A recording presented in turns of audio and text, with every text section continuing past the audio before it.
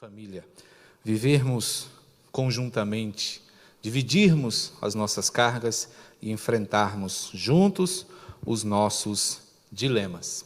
Sendo assim, ao longo do mês de maio, nós trabalharemos algumas questões, trabalharemos alguns aspectos da vida familiar. São 4 estudos, dentro dessa perspectiva. Somos nós 2 ou 1? Esse primeiro estudo ele vai trabalhar alguns aspectos da vida conjugal. O segundo estudo, somos nós concorrentes, vai trabalhar a relação parental, não é? A lida, a convivência com os nossos filhos. O terceiro estudo, somos insensíveis, vai abordar um pouco as questões emocionais, as questões da nossa alma. E a terceira vai tocar no tema da mordomia. E a pergunta é: somos nós ricos?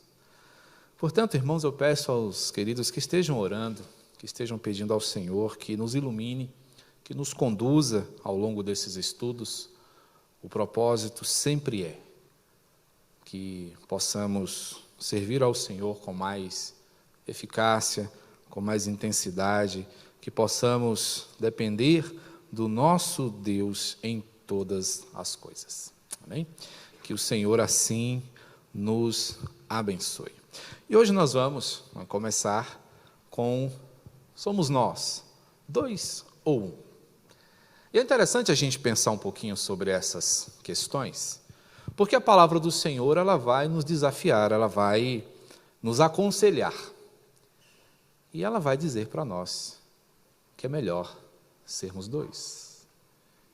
E algumas razões são elencadas, são destacadas, para que nós entendamos a perspectiva de continuarmos vivendo em comunidade, caminhando e desenvolvendo a nossa vida familiar, ladeados pelas pessoas que nós escolhemos para amar e que foram também escolhidas por nós para que fôssemos os seus grandes amores.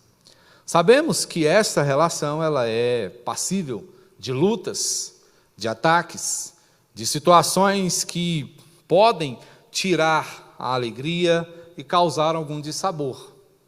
Mas, a despeito de tudo isso, o conselho do Senhor continua valendo. Portanto, queria chamar a sua atenção para o texto de Eclesiastes, capítulo 4, versos de 9 a 12, onde nós podemos ler os seguintes dizeres. Ficou bom aqui, estava meio preocupado com a visualização, mas dá para. Melhor é serem 2 do que 1, porque tem melhor paga do seu trabalho. Porque se caírem, um levanta o companheiro. Ai, porém, do que estiver só, pois caindo não haverá quem o levante. Também se 2 dormirem juntos, eles se aquentarão. Mas um só, como se aquentará? Se alguém quiser prevalecer contra um, os 2 lhe resistirão. O cordão de 3 dobras não se rebenta com facilidade. A perspectiva do Senhor, quando nos orienta sobre estas coisas, é orientar o nosso coração sobre a perspectiva de ter companhia, de andarmos juntos. Esse é um texto que eu gosto muito, além de ser bonito, poético, é também desafiador para nós. E ele é muito versátil porque ele pode orientar nossa caminhada em termos de amizade, como também nossa caminhada fraterna e ainda, especialmente, a perspectiva matrimonial. Portanto, quando pensamos sobre companheirismo, podemos dizer várias coisas. E eu gostaria de compartilhar alguns versos escritos por Henry Howard, lá pelos idos do século XVI, que falou o seguinte sobre companheirismo.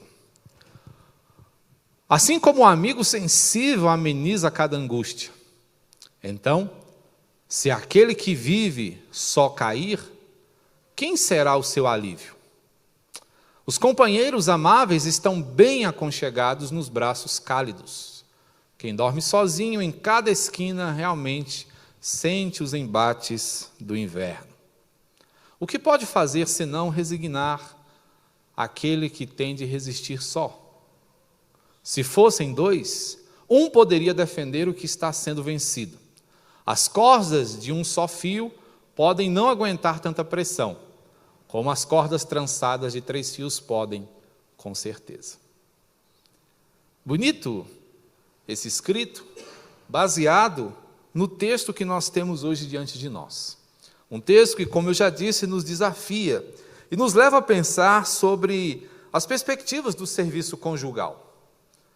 Sim, porque pensar em vida matrimonial é pensar também em trabalho, é pensar também em esforço, é pensar em situações que vão exigir de nós alguma perícia, muita paciência e, sobretudo, um grande coração. O apóstolo Paulo, introduzindo os seus ensinamentos acerca dessa vida comunitária e passando pela ideia do casamento, ele vai dizer que devemos caminhar sujeitando-nos uns aos outros no temor de Cristo Jesus. É interessante que é impossível que nós tenhamos uma caminhada conjunta ou comunitária ou social sem que Cristo, não é uma caminhada nesses aspectos que seja adequada, obviamente, sem que Cristo seja o referencial. Porque quando olhamos para Jesus, o que mais se percebe nele é serviço. Jesus é o rei que se despe da sua glória para servir. Jesus é o mestre que se curva diante dos seus discípulos para que ele pudesse servi-los. Jesus é o Deus Todo-Poderoso que assume a forma humana e se sacrifica pela sua criação. Então Jesus ele está sempre demonstrando perspectivas de serviço, de entrega. E é o que se requer de nós quando nos propomos a caminhar ao lado de outra pessoa. E esta perspectiva tem que estar, obviamente, presente no coração dos dois, de ambos, para que se reconheça a importância desse mandamento, desta orientação que o Senhor nos dá. Portanto, quando pensamos no serviço relacionado ao matrimônio, nós somos arguidos acerca da morte do nosso ego. Somos lembrados do valor do outro e também da perspectiva que de nossa parte é exigida quanto ao nosso amor pelo Senhor. Devemos amá-lo, porque somos amados por Ele primeiro. Devemos, por amor a Deus, amar também aqueles que estão ao nosso lado, que estão caminhando conosco. Tim Keller, escrevendo sobre o casamento, vai dizer algo muito interessante, quando ele aborda a questão da abnegação que está intimamente ligada ao amor. Para que uma coisa seja realmente sua, você precisa estar disposto a abrir mão dela. É interessante pensar, meus irmãos, que o amor não é obsessivo, que o amor não leva em conta, não é necessariamente os seus próprios interesses, mas que ele visa o bem do outro, que ele tem como fonte de realização maior a satisfação, a alegria, a felicidade do outro. E quando esta compreensão habita em ambos os lados, a felicidade é certa. E quando falo de felicidade, não falo necessariamente de ausência, não é, de situações que possam nos entristecer. Porque chegamos, muitas vezes, marcados, não é, pelos ferimentos da guerra que a vida nos impõe. Não é?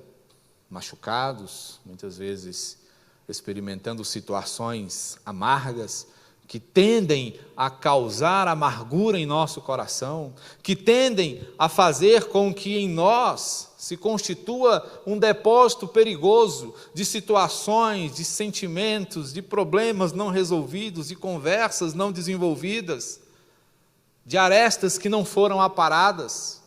E assim, podemos carregar dentro do nosso coração, meus irmãos, um arquivo altamente perigoso, que sempre que visitado, causa dor, sofrimento, e exatamente por causa dessas questões, muitas vezes é deixado de lado, são resoluções que vão sendo postergadas, são coisas que a gente não trata, são conversas que a gente não quer ter, são assuntos que a gente não quer levantar, e o problema vai só se acumulando. E diante disso, nós desenvolvemos as nossas justificativas enganosas. Por que não queremos mexer nisso? Por medo da incompreensão, muitas vezes, não vão me entender, não vão me escutar, não vão perceber como eu percebo. A gente se sente desvalorizado, não é? E a gente, nessa caminhada, não é, começa a sentir os efeitos do abandono, ao mesmo tempo em que também, muitas vezes, abandonamos o outro. Deixamos de lutar pelo outro, deixamos de insistir com o outro. E quando a gente adota essa postura, nós vamos enfraquecendo nossas relações, nós vamos fragilizando a base que construímos juntos em tempos idos. Então é importante que nós pensemos nestas coisas, para que não soframos, o desencanto.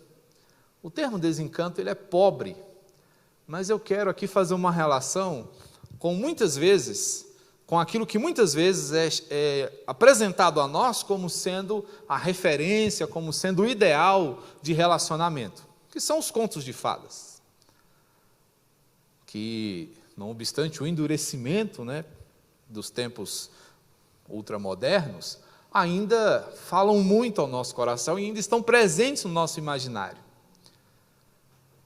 Quando o desencanto passa, o príncipe vira sapo e a princesa volta a ser a gata borralheira. E de repente nós nos deparamos assim, vivendo dentro de nossas casas como um casal de sapos e gatas borralheiras. O encanto que se vai à meia-noite revela, as nossas dificuldades, as nossas mazelas, aquelas feiuras que nós gostaríamos de esconder para sempre. Mas a realidade sempre vem à tona, trazendo consigo as nossas imperfeições, jogando na nossa cara os erros cometidos.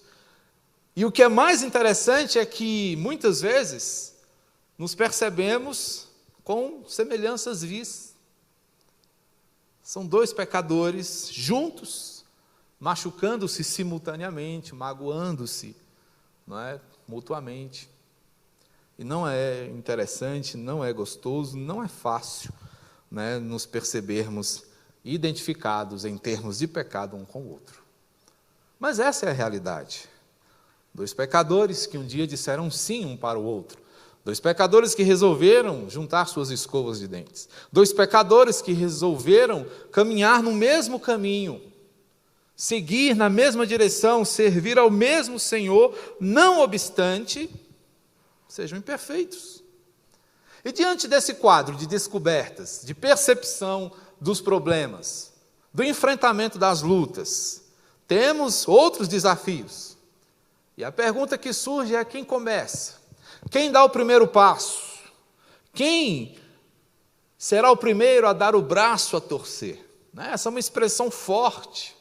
Mas quem é que vai primeiro se expor? Quem é que vai primeiro dar um passo em direção à reconstrução, à reconciliação, à resolução? Muitas vezes é difícil, porque pode começar com um problema, ou com uma pergunta: temos um problema? O que há de errado conosco? E aí começam a surgir as propostas.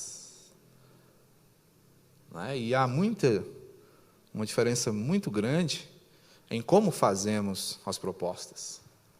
Porque nós podemos simplesmente sugerir que o outro vá, que o outro dê o primeiro passo, ou podemos, não é, pensar em resolver juntos. Ou você vai, ou vamos nós. Ou você faz, ou fazemos nós.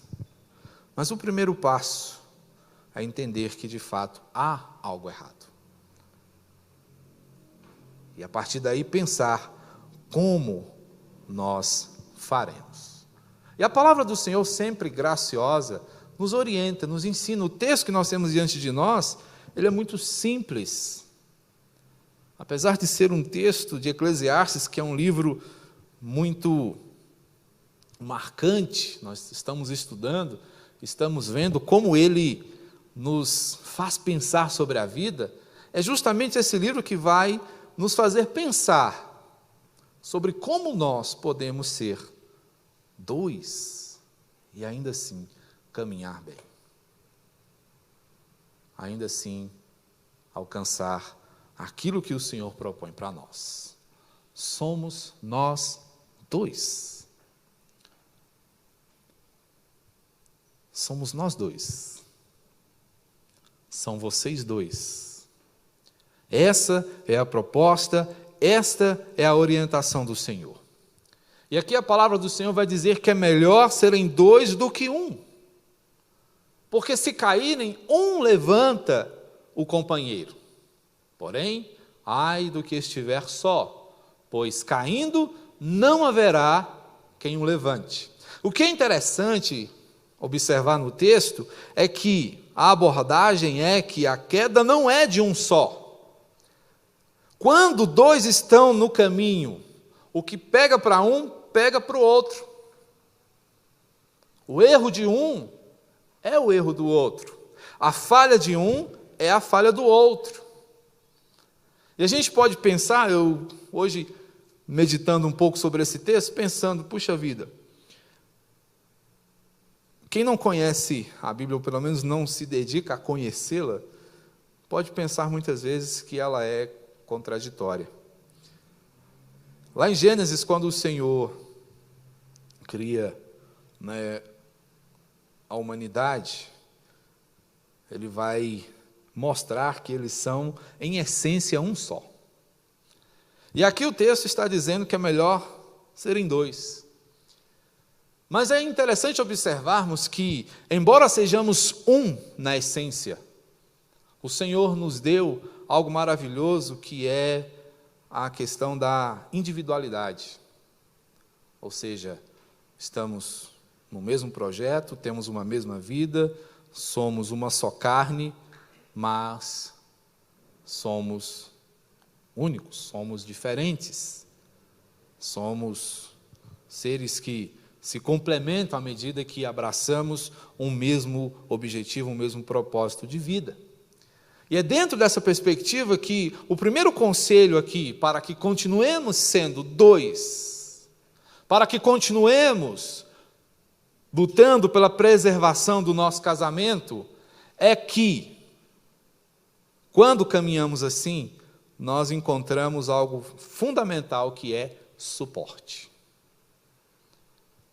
O suporte que aí está, meus irmãos, não é um verbo, não é um imperativo. É a ideia de que, quando se caminha lado a lado com alguém, você tem grandes chances de ter e oferecer suporte. Se dois caírem, um pode ajudar. Um pode levantar o outro. Na nossa condição, quedas são iminentes. Podemos o tempo todo falhar, podemos o tempo todo nos sentir mais fracos, necessitados, carentes, precisando de orientação, de auxílio, de consolo. Nossos corações são falíveis. Mas quem conta com o suporte de uma companhia que foi desenvolvida e dada pelo Senhor para desenvolver o amor, possui suporte. É uma companhia que nos oferece amparo. Essa é a ideia de alguém que, caminhando, manqueja, falha no seu caminho e tem alguém para segurar. E tem alguém para dizer: não, eu estou aqui. Tente mais um pouco. Firme-se um pouco mais, eu estou do seu lado. Esse tipo de atitude, esse tipo de postura faz muita diferença em nosso caminhar. E pode ser decisivo para que cheguemos ao destino, para que cheguemos aonde o Senhor deseja que nós cheguemos. Obviamente que nem sempre a coisa se dá na perspectiva ideal. Os dois podem cair, mas algumas vezes a percepção de que é preciso levantar e continuar a caminhada parte de um apenas. E isso é o que é mais gracioso. Basta um. Basta o primeiro passo de um para que a coisa mude. Portanto, a perspectiva do Senhor aqui é de que nós não desistamos, porque talvez o outro ainda não percebeu. É que nós não abramos mão, porque talvez o outro ainda esteja adormecido, ainda esteja longe da compreensão. Mas se há alguém disposto a continuar a caminhada, disposto a oferecer suporte, há chances, há condições de continuarmos o projeto que o Senhor nos deu. Somos nós dois, oferecendo um ao outro suporte. Mas somos nós dois, oferecendo um ao outro conforto. Esse é um outro ponto muito gracioso e importante da relação. E a sequência do texto, no verso 11, vai dizer para nós assim: também, se dois dormirem juntos, eles se aquentarão. Mas um só, como se aquentará? É importante pensar que, nos dias dessa passagem, as casas não eram completas como as nossas. As janelas não tinham vidro. Sendo assim, o frio da madrugada penetrava sem licença, sem pedir licença, no interior das casas. Nas viagens, nas jornadas, os viajantes costumavam se aquecer encostando uns nos outros, emprestando o calor do corpo ao outro. Mas aqui na perspectiva conjugal, há algo ainda mais gracioso, que é a possibilidade de poder se abraçar, de dormirem juntos. E como isso é importante e faz diferença, é em tempos como os dessa semana. Como faz diferença? Como é bom você ter alguém em quem poder encostar numa noite fria. Essa é a perspectiva do conforto, de minimizar um sofrimento, um incômodo.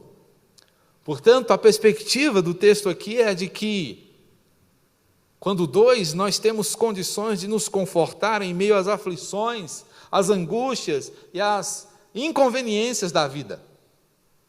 Porque elas surgem e não pedem realmente licença para se instalarem na nossa vida, para se estabelecerem na nossa caminhada. Elas chegam, simplesmente chegam.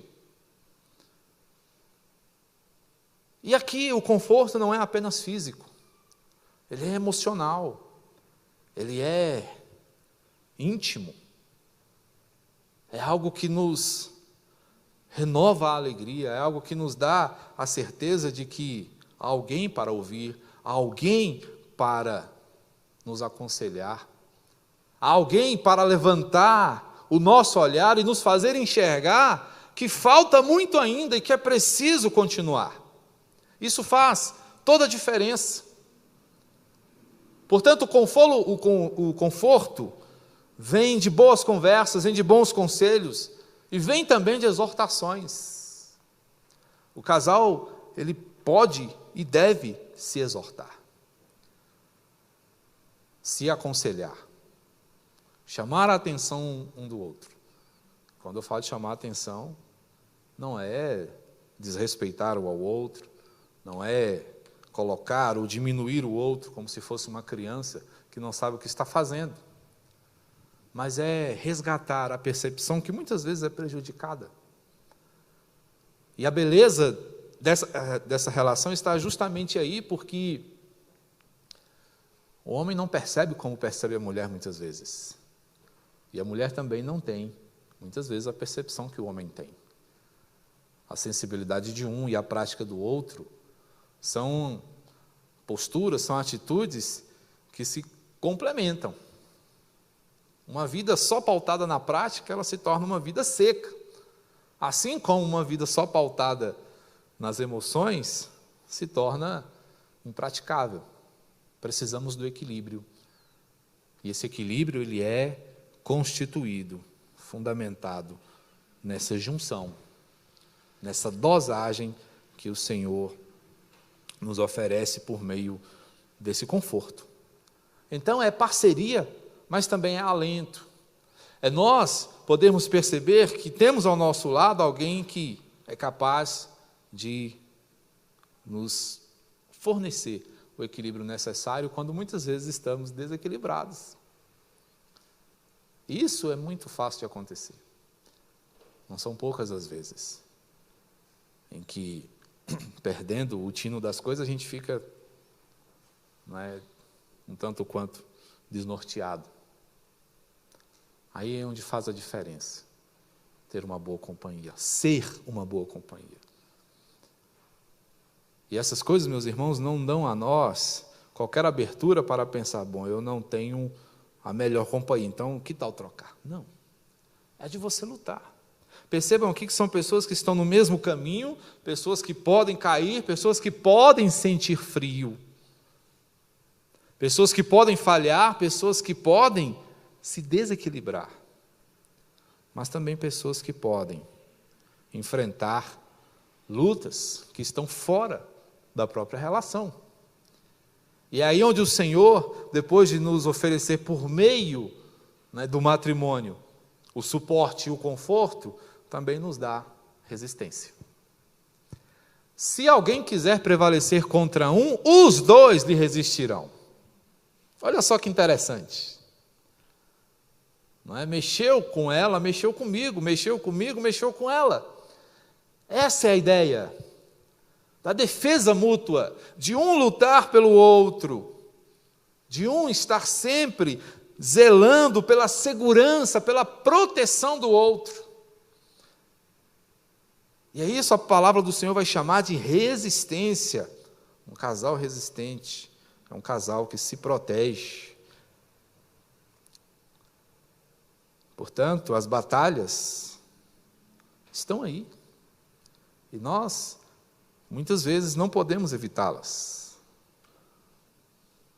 Os ataques também podem chegar de todos os lados. Os ataques podem abranger nossa mente, pode abranger nosso físico, pode abranger nossa alma. Feliz é daquele que tem quem o defenda. E aqui a ideia de uma associação que vai nos proporcionar defesa. É ter alguém que lute ao seu lado. É ter alguém que brigue com você. E, se necessário for, por você. É alguém que te defenda.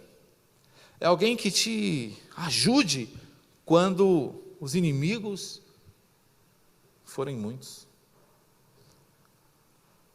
E é nessa hora que faz a diferença pensar e reconhecer: somos nós dois. Eu não estou só. Ela não está só. Portanto, meus irmãos, a palavra do Senhor nos estimula a sermos sempre nós. Muitas vezes, hoje, orientados por muitas coisas, e às vezes desestimulados por outras questões, podemos pensar: talvez seja melhor não prosseguir. Talvez seja melhor seguir cada um para o seu caminho, ou o seu caminho. Mas melhor é serem dois do que um. Não digo eu isto, mas o Senhor. Porque a recompensa é maior. Eles têm melhor paga do seu trabalho. O que é interessante aqui é que o salário não se divide, mas se soma. E aqui nós temos até um princípio econômico para a família. Casais não têm caixas separados. Eles formam um caixa único. O que é de um é do outro. Não é meu dinheiro, seu dinheiro, é nosso dinheiro, é nosso recurso, é nossa casa, é nossa vida. Mas, em suma, o que nós podemos afirmar é: quando somos nós, o resultado é sempre melhor, a recompensa é sempre maior e o aprimoramento nunca deixa a desejar. Esse é um outro aspecto interessante da relação conjunta e conjugal, é que nós estamos em constante aprimoramento.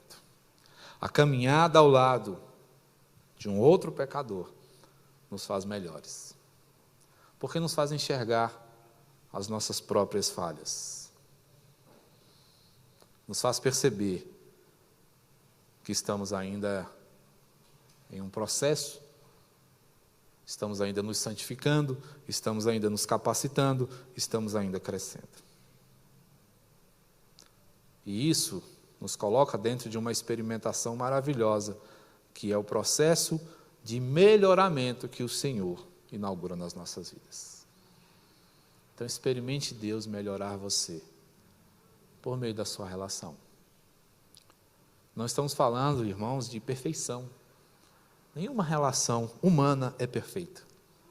Não somos amigos perfeitos, não somos irmãos perfeitos, não somos cônjuges perfeitos.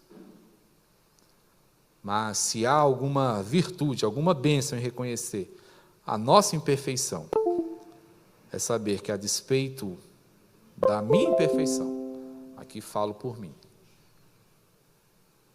quando reconheço que sou amado, eu experimento duas sensações absurdamente estranhas e maravilhosas ao mesmo tempo. É de que eu sou humilhado em reconhecer que, não merecendo, eu sou amado, mas sou agraciado em perceber que, sendo como sou amado por Deus e pelas pessoas que Ele coloca na minha vida. Portanto, ser nós não é fácil, mas é totalmente possível se o fizermos na dependência do Senhor. Porque Ele, meus irmãos, se dispõe a ser comunidade conosco. Ele nos prometeu que estaria conosco até a consumação dos séculos. Portanto, Deus não é alheio ao seu casamento. Jesus não se evadiu do seu matrimônio. Ele está lá. Primeiro na ideia, mas depois na manutenção. Portanto, não desista. Continue lutando pela realidade plural da sua vida matrimonial. Sejam sempre vocês dois. Que Deus os abençoe e os proteja, fortalecendo cada dia a caminhada de sua casa, de sua família. Amém? Vamos ficar de pé? Queria orar pela sua família, queria orar por você.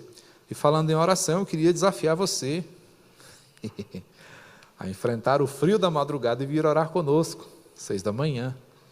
É uma bênção. Só faz frio lá fora. Quando a gente chega aqui, a coisa esquenta. E tem sido uma bênção. Mas temos sentido a sua falta. É um momento singelo, simples, mas muito precioso e importante, irmãos, para a nossa caminhada como cristãos, para a nossa caminhada como povo de Deus. Venha orar. Venha fortalecer esta fileira. Nós, para sermos nós, precisamos de você. Pai Santo e amado, nós te agradecemos por tua palavra, pela exortação, pelo carinho e pela franqueza dos teus escritos. Fala, Senhor, ao coração do teu povo, dos teus filhos. E em especial, ó Deus, eu quero colocar diante do Senhor os matrimônios, os casamentos. Quero pedir ao Senhor, meu Pai, que seja com homens e mulheres em sua vida conjugal. O Senhor, meu Deus, melhor que eles mesmos sabem quais são suas necessidades, quais são seus desafios. E nós queremos pedir ao Senhor, meu Pai, que intervenha nos casamentos, que oriente a convivência, que fortaleça ou reavive o amor. Que o Senhor, meu Pai, nos ensine sobre perdão, sobre paciência, sobre intimidade. Fala, Senhor, com os teus filhos, desperta-nos por amor do Senhor. Visita, meu Deus, diariamente as nossas casas. Mora conosco. Precisamos, ó Deus, do teu abrigo. O Senhor é a nossa casa. É no Senhor, Pai, que estamos seguros. É no Senhor que seremos prósperos na vida familiar.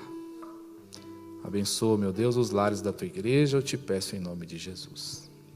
E que a graça de nosso Senhor e Salvador Jesus Cristo, o amor de Deus, o nosso Pai, e o consolo, a orientação e o poder do Espírito Santo sejam com o povo do Senhor, fortalecendo a sua caminhada até aquele dia em que o Senhor há de retornar dos céus para buscar os seus, para que estes, enfim, reinem contigo por todo sempre e pelos séculos dos séculos.